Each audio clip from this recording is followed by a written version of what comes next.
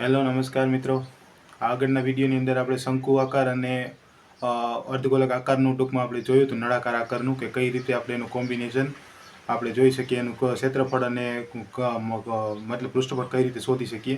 આ વિડીયોની અંદર આપણે એ જોવાનું છે કે અહીંયા આપણે અર્ધગોલક આકાર અને નળાકાર આકારનો એક શેડ આપેલો છે, મતલબ એક પક્ષીઓ માટે પીવા માટે એક બનાવેલું છે એક પાત્ર, તેનું આપણે જોવાનું છે કે એનું ઘનફળ મતલબ પૃષ્ઠફળ છે કેટલું।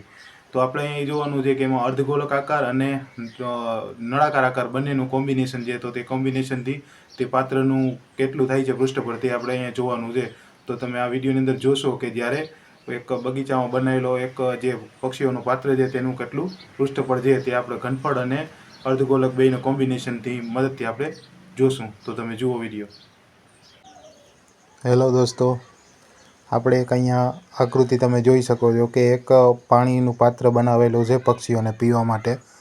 તો આપણે આ પાત્રનું ટોટલ કુલ પૃષ્ઠફળ શોધવાનું છે અહીંયા, કે તેનું કુલ પૃષ્ઠફળ કેટલું થાય આ પાત્રનું। તો સિમ્પલ આપણે સૌથી પહેલાં આપણે આ પાત્ર માટે ધારી લઈએ। ધારો કે નળાકાર, કેમ કે એક નળાકાર આકાર છે, તો નળાકાર આકારની ઊંચાઈ, ટોટલ ઊંચાઈ કેટલી છે, તો કે એક જ minute, h is equal to આપણે ધારી લેવાની છે, નળાકારની ઊંચાઈ h ધારી લીધી છે। અને એવી જ રીતે અર્ધગોલક અને નળાકારની ત્રિજ્યા ઇઝ ઇક્વલ ટુ r આપણે આ લઈ લઈએ છીએ, બરાબર, કે નળાકારની ઊંચાઈ h અને અર્ધગોલક અને નળાકારની ત્રિજ્યા બંનેની r। તો પક્ષીઓને પાણી પીવાના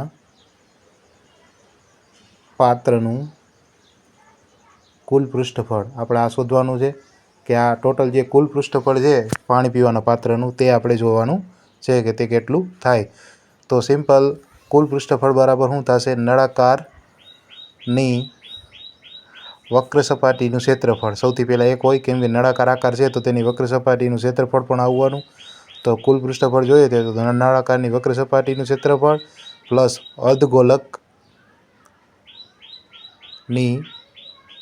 વક્ર સપાટીનું ક્ષેત્રફળ, આ બંનેનું ક્ષેત્રફળ તમે શોધો એટલે આ જે પીવાનું પાત્ર છે તેનું કુલ પૃષ્ઠફળ તમને મળશે।